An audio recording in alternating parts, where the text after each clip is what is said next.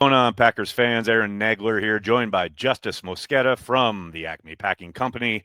Justis, how's the offseason treating you? I mean, I know the NFL has just entered the offseason with the Super Bowl in the rearview mirror, but the Packers have been done now for a few weeks, and obviously the content machine really ramps up. Lots of speculation about what the Packers will or won't do. How's this early part of off-season treating you? Yeah, personal life. I mean, it snowed a little bit here in Portland today. Um, Very good. can't complain about that, but um, getting Saturdays back, that's been nice. Having Nice. actually a little bit Right. of a free time on the weekends. But as far as the content machine goes, yeah, I mean, I'm really diving into free agency this year. I usually just honestly go straight to the draft. That's just kind of how I'm wired. Mhm. Kind of helps that, I'm a fan of the Packers, the team Yeah. that historically has not spent a lot of money in free Big draft agency. and But develop squad from what I hear. Right. yeah, but it seems like this year they're going to have to spend the money. So I'm actually kind of diving deep in at least the positions of need for the Packers and free I agency. agree. And I will say I've read a couple of the things you've put out, and we'll talk about those in a little bit. And I'll link to them in the description of this video.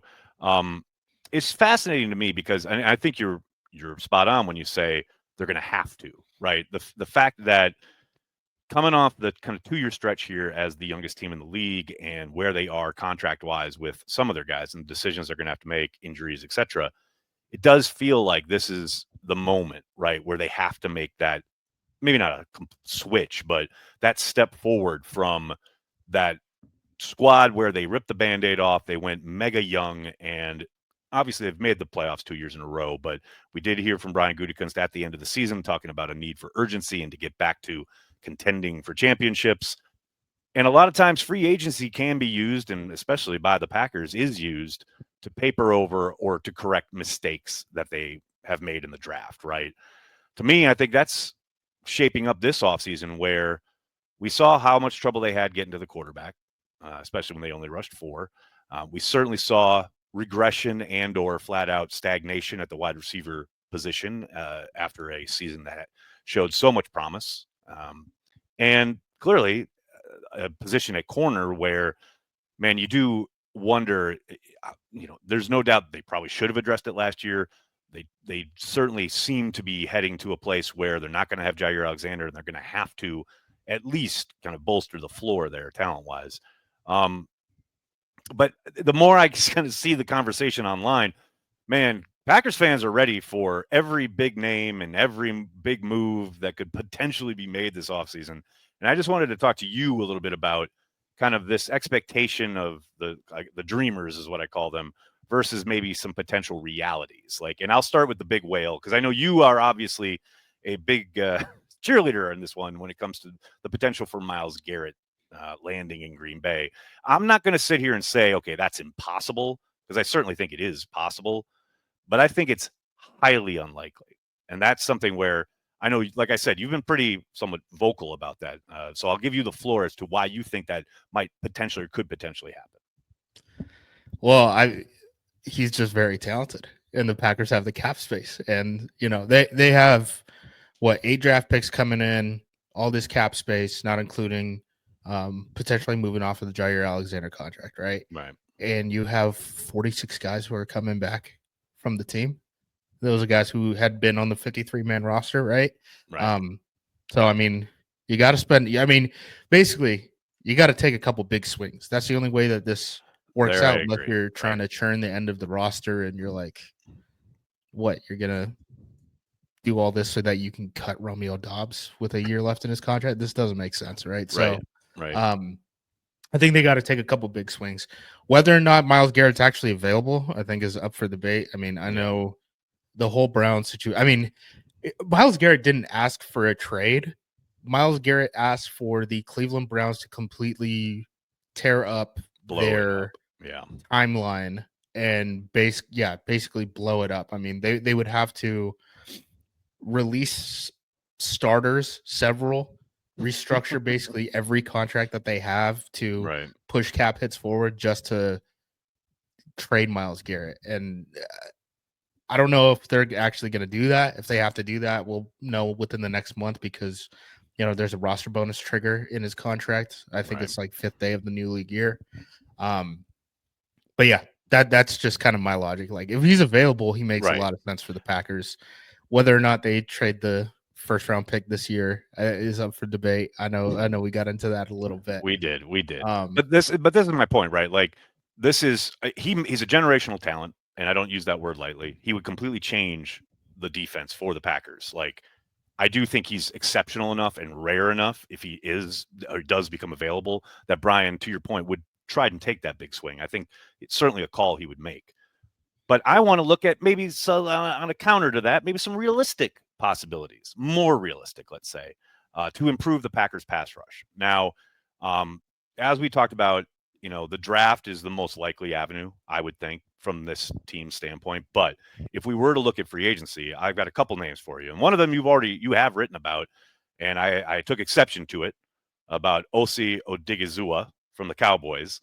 Um, and I understand the misgivings because certainly there are there are faults in his game, and the number one.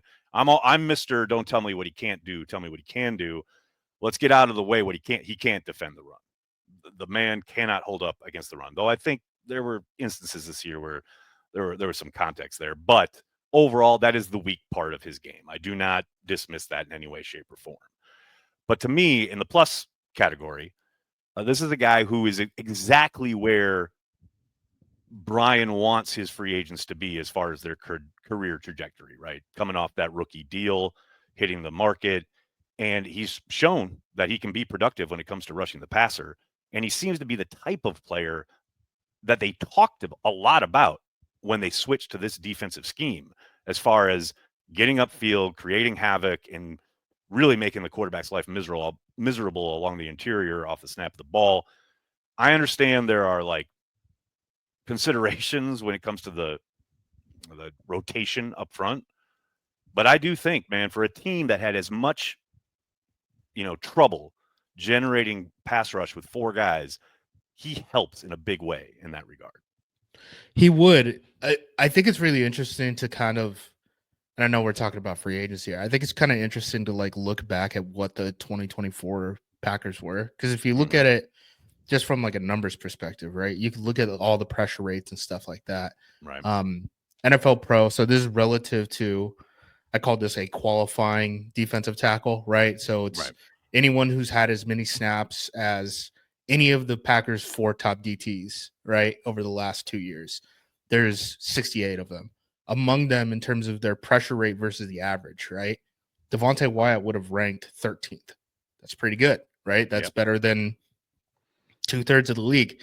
Here's the problem: Wyatt doesn't play enough snaps, right? Because he's only a pass rusher. And I think the way that they really wanted to approach this year was play TJ Slayton at the nose, right? TJ Slayton got every single start, even though he only played like 30% of the snaps. He got every single start over the past 2 seasons. And they were playing Kenny Clark at the 3 technique. Kenny Clark's just not a 3 technique. I mean, I know he's athletic for being a nose tackle, but he is fundamentally a nose tackle. So I kind of think, like, if you play Kenny at the nose and you play Devontae Wyatt full time at the 3 technique, I think that pressure rate, at least on the interior, gets a whole lot better. The problem is you're getting zeros out there with TJ Slayton, and you're rotating in Carl Brooks a lot, and Carl Brooks definitely had it down here this past year compared to what he had. And this is my concern, right? When you're talking about the defensive tackle position as a whole, because we don't know obviously what's going to happen with Slayton, first of all, and then you talk about Kenny. I'll be very surprised if this isn't his final year in Green Bay, right? And that's Kenny how was the contract sets up, right? Kenny was given premier reps, right? So when I say 3 technique, if you guys don't know what that means, right? You're on the outside shoulder of the guard, so you're pretty much one-on-one with that guard. You want that guy needs to win. Yes, and the Packers were putting Kenny Clark in premier spots, and I know Kenny Clark has been very excited about penetrating in the backfield and stuff like that. You got to get your hands dirty. Like, I don't know why we're paying Kenny to be a 3 technique. That's not what he is. So I don't know if they really need another like pure pass rusher, which is what you're getting in also Odigizua, what you're getting in a Milton Williams, right? Those guys are, they came in from the combine at 280 pounds, right? Right. I don't know if they need that as much as they need like an all-around defensive tackle, and Kenny Clark can kind of be that. like he was supposed to be that. I don't understand why we played him at 3 technique all season. Right. And maybe the coaching change, prompts Yeah. them to change that, right? There's every possibility there. Um, Another area, obviously, you want more pressure from the interior. I think that's across the board, no doubt. Edge is another area where, okay, you've got to make a well, maybe not like the hard line determination, but you're starting to see, well, maybe we made a mistake with LVN, right? And maybe they get out ahead of the idea of, okay, we need to get some reinforcements here in free agency to make up for the fact that we may have swung and missed on the LVN. And I'm not ready to condemn the young man, but if you're the Packers and you do have some maneuverability, right, cap wise, I think Azeez Ojulari makes a world of sense again because of the fact that he is on the career trajectory that Brian has talked about many times, coming off that rookie deal. Now, there's a reason he's probably going to hit the street, and that's because he hasn't been able to stay on the field, right? He has been oft injured, but he has really produced when given opportunity. I think he'll certainly be sought after. I don't know if the Packers get in a bidding war, but I think he's someone who could come in and give you rotational kind of presence and get after the quarterback at a pretty regular rate. And again, help you in this area where you were so hard to watch when you were rushing 4. He's a guy who he wins. You heard Brian talk about that. We need guys up front who can win their one-on-ones. Matt mentioned that as well. And that's what this kid does. That's just, I'm not saying like this is balls to the wall, got to do it, but that to me is a little bit more realistic. So there's a couple other free agents that I'd be interested in this class that I think are probably a tier better than Ojulari as pass rushers. Chase Young is an important one. I don't know if we count him as a splash signing. I mean, he would be former second overall pick. He's gone through some injuries in the past couple seasons, right? He had a ACL reconstruction in 2021. This past offseason, he underwent neck surgery, which is why the Saints kind of took a dice roll on him on a 1-year deal. But if you look at like his pressures above average, right? He's about 25 pressures higher than you would expect for guys who are, playing a ton of snaps in the NFL. That ranks 9th in the league over the last 2 years. He also played under Jeff Hafley when he was at Ohio State. So that's a guy who I think would be worth considering. And then 2 guys who are probably going to be cap casualties. Bryce Huff, who's inactive in the Super Bowl, he's 10th in that stat. He is a pure pass rusher. Like, you're not going to throw him out there on rundowns, which is maybe early downs, right?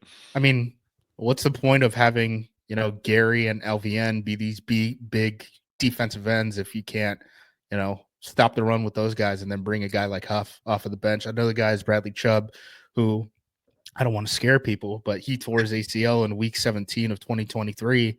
And he just never played in 2024, right? So right.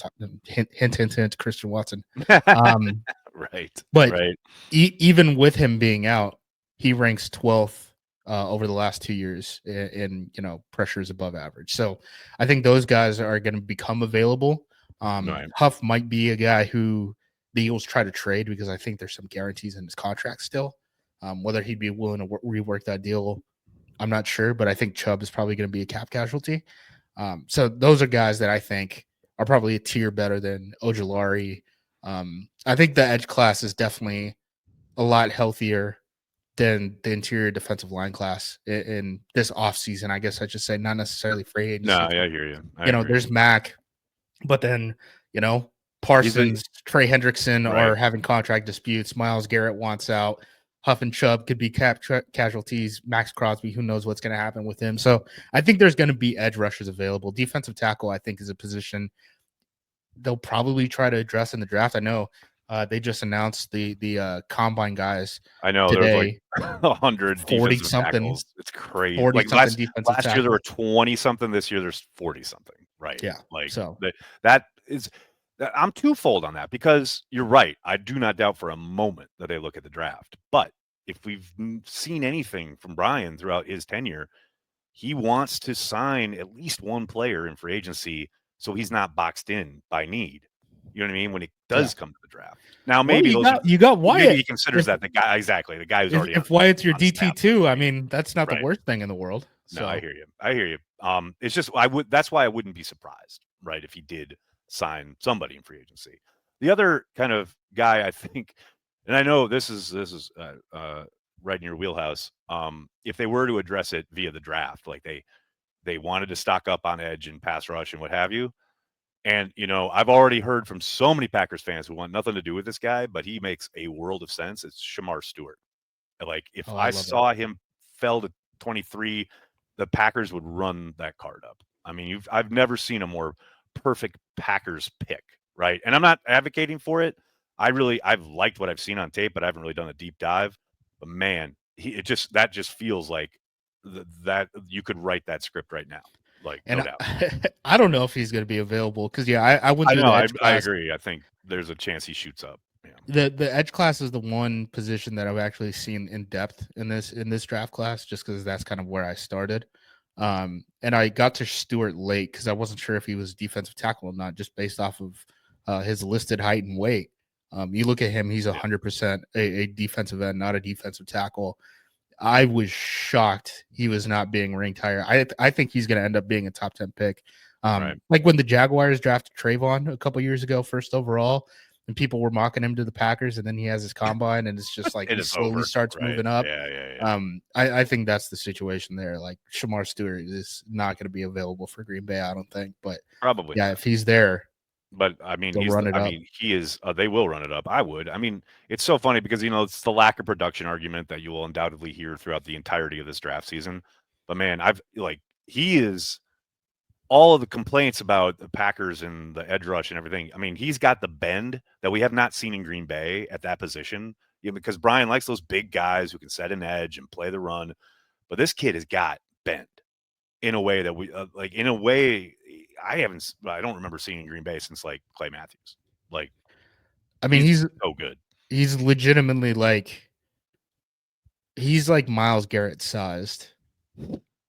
Yeah. With incredible athleticism. I think the lack of production thing is just like maybe we don't have numbers that can really accurately Depict his effect. yeah, exactly. Because I mean he's chasing down stuff. There's several times. I mean, the college game is so weird with the edge defenders too, where these guys really are supposed to be disruptors as read men in the option game and then bat Right. down passes. That's really what college football wants because everything is RPO or option game.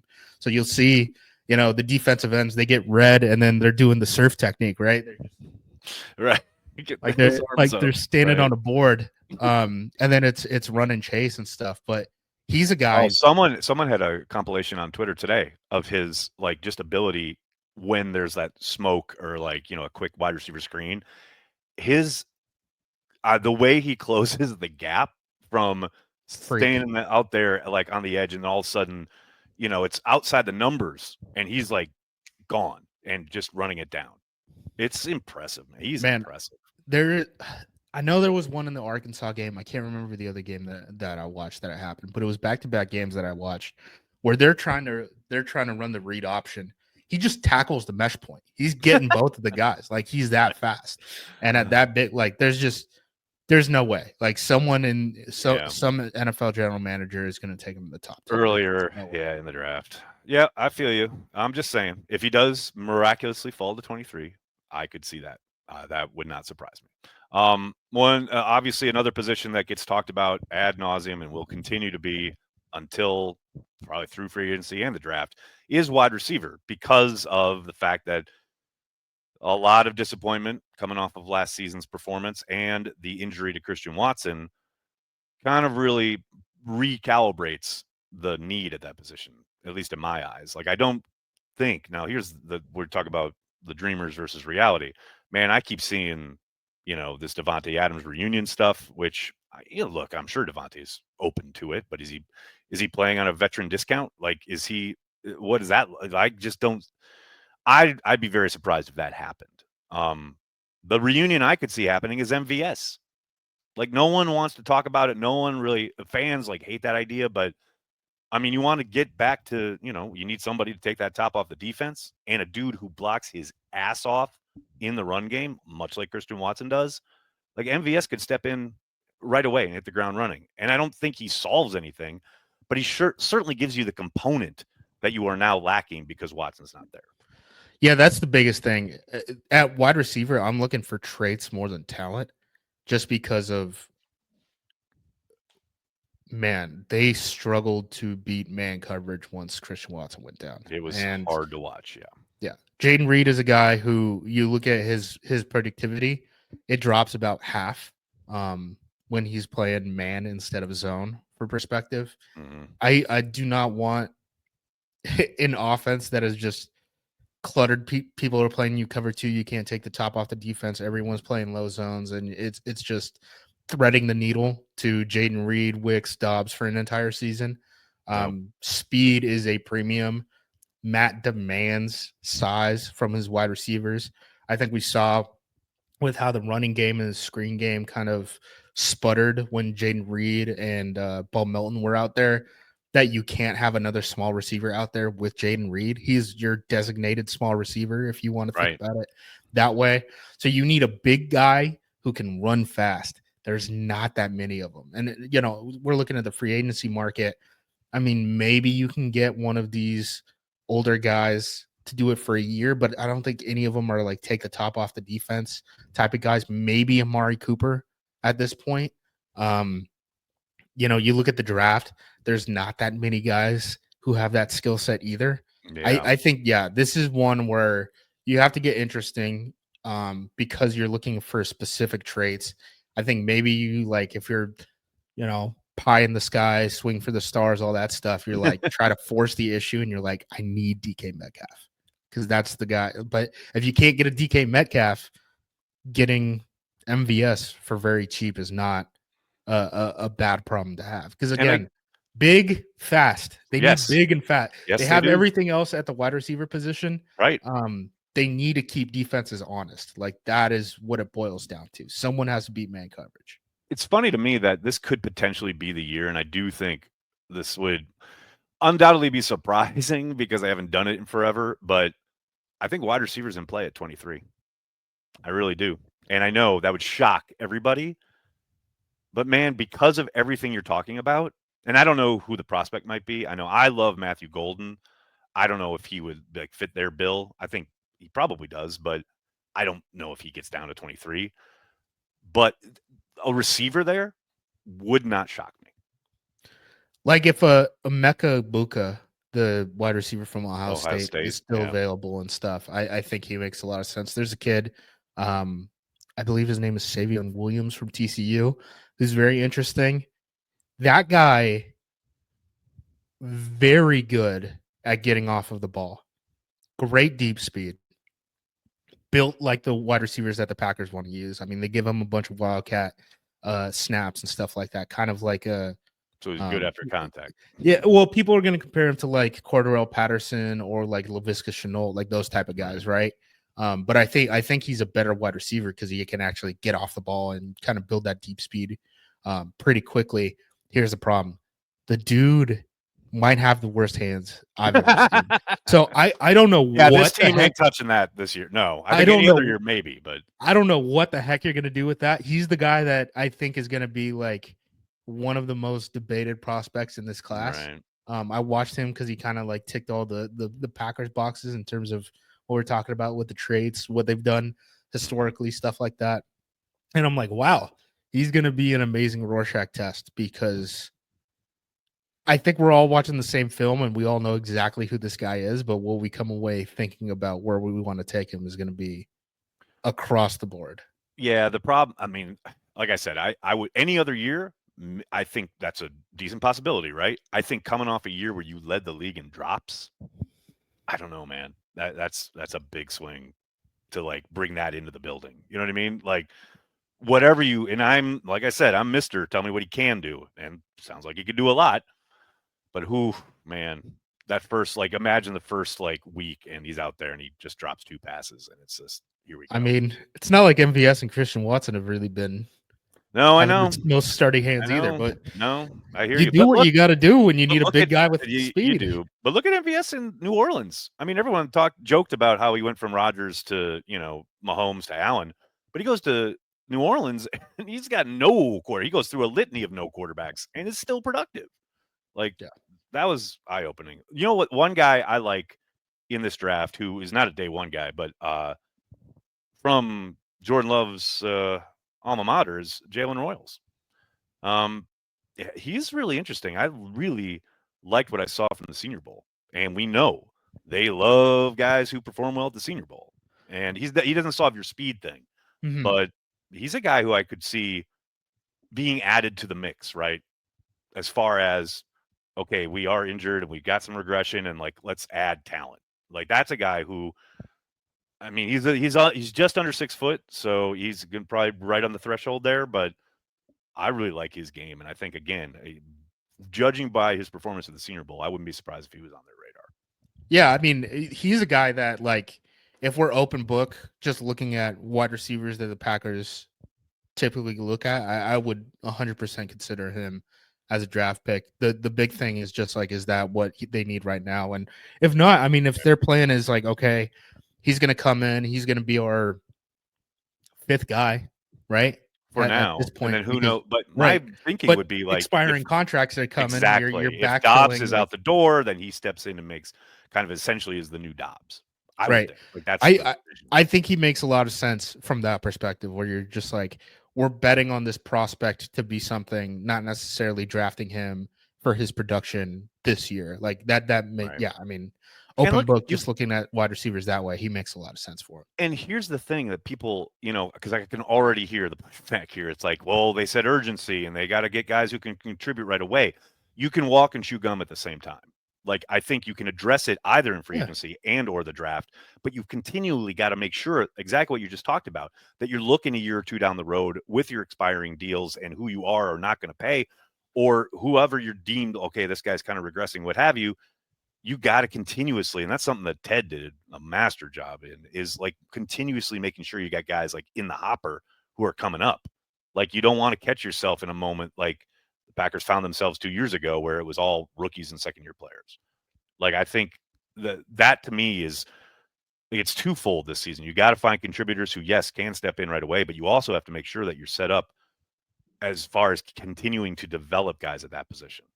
yeah, 100%. The Packers are losing one starter in free agency, Right. and the offensive line is the position where you have a first round pick sitting on the bench right now. So it's not like you Right. don't already even have like a contingency plan built in there. So yeah, I mean, once you get past, I would say past like the second round, I mean, you're drafting for the future anyway. Yeah. Especially in this draft with the way that this roster is constructed. So yeah, I'm not opposed to that either. Well, I could go down the list. There's so many needs and so many wants, but I'm not going to keep you all day. I Corner? will say, I got a yeah, couple names at corner. we'll look at corner. Like my thing with corner, I got to be honest, man. I think this is pure draft. Like I know there are names out there that people have gotten excited about. I just don't see it, man. But give me a few names. Give me a few names, and we'll talk about I got two names. it. One All of right. them, I think he's going back to the Vikings. Byron Murphy Jr. Right. Great ball skills, all that stuff. Packers fans have seen it. The Vikings right now have a ton of cap space, but they're also losing the most in free I was agency. going to say So they have there's a a ton of free agents. there's Yeah. a lot of navigating that they have to do between now and the start of the new league year. So I don't know if Byron Murphy's actually going to become available, but Paulson Adebo is really interesting to me. There are a few guys who have as many PBUs, interceptions, all that stuff as Paulson Adebo. He was a guy who was projected to be like a mid first round pick coming out in the 2020 draft. Went back to school, didn't play because of COVID, and then ended up getting drafted in the third round by the Saints. Immediately became a starter. Started all 4 years. Problem is, broke his femur. That's not great. He's already posting videos of him, running Oh, we 20 got plus off-season miles an workout hour. videos. Let's go. Yep, we already got it. So I'm sure that's part of his PR team is Of certainly course. asking Absolutely. for Got to get that that out right there. now. But he's really interesting because I really do think the Packers are probably going to look younger even when they're looking at, in the free agency, and you talked about the timeline and when you want to pay Right. players and stuff. A lot of these corners, like the DJ Reeds, the Chardavius Wards, Carlton Davis, Russell Douglas, they're probably already on the decline. It's not that the decline is coming. Oh, yeah. It's, on that bell curve, the decline They're has there. already started. Yeah. Paulson Adebo has not been there yet, has a ton of ball skills, which is very valuable in this spot drop zone, vision of the quarterback Vision type of defense. right? And you might be getting him because in a normal situation, he's not coming off of a broken femur. He's probably re-signed. If he's not on the New Orleans Saints, who are $60 million over the salary cap, he's probably re-signed. So right. He's a guy that I think you could take a swing on him if things don't work out with Jair Alexander for sure. I'm just going to say this: things aren't going to work out with Jair Alexander. So he's someone we should be looking at. I'll definitely agree with that one. I just think, to my eyes, the way they have gone about the draft and the building themselves, and I know we've talked about kind of the swings in free agency, which I think, is potential. There's potential there, but I think tackle, other than like projects like we saw with Dillard last year, right? But not big swings, and corner. I think those are such premier positions, especially to them, like the way they view it.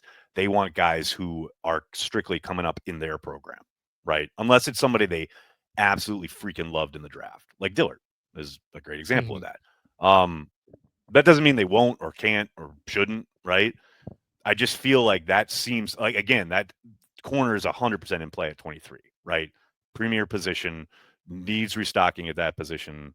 I have no idea. I haven't really dove into the corners yet, but injured guys, that's who's available, right? That's most of the top guys, right? Yep. Yeah. Well, I mean, outside like Will Johnson and Travis Hunter are probably going to go top 10. You're not going to have a chance of drafting them. And then the guys who would have been available is the Notre Dame kid who had the hip injury, and then the ECU kid who tore his ACL in a non-contact fashion in practice. So both of those guys ended the season not playing. I mean, even Will Johnson got banged up. So yeah, I mean, this draft class is weird because there's definitely big strengths and big weaknesses, and unfortunately, those have usually aligned with what the Packers have wanted in the past couple of years. This year is just not one of them. Outside of really defensive tackle and maybe edge rusher, wide receiver is weak. Corner, the top guys are banged up. It's just kind of the hand you're dealt right now. Yeah. I watch them. They're going to double up on defensive tackle. I can't wait. I'm very excited.